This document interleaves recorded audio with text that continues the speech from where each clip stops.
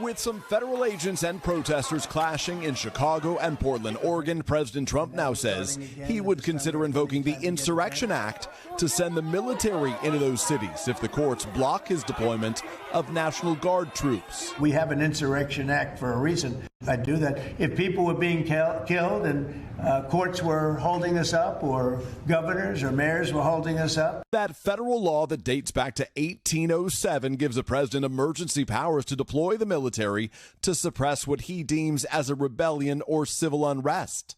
Illinois and its Democratic Governor J.B. Pritzker is suing to block Trump's plan to send roughly 200 troops to Chicago, the governor calling it an unconstitutional invasion.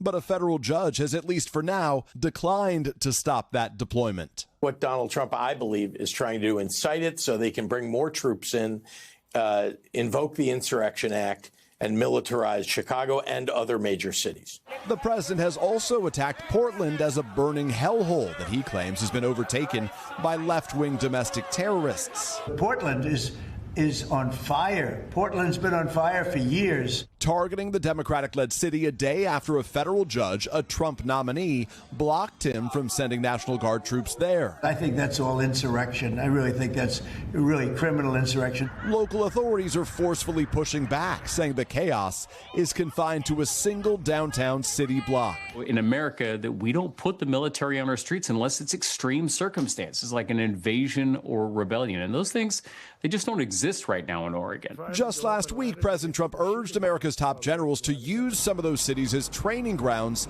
for the U.S. military, and as a candidate flirted with invoking the Insurrection Act to suppress unrest. Some Republican leaders are already embracing the president's efforts. Overnight, Texas's Governor Greg Abbott posted this picture of National Guardsmen from his state heading off to other states like Oregon and Illinois to support the president's crackdown. If President Trump moves forward with the Insurrection Act, those National Guard would be granted the same law enforcement powers as local police. Craig.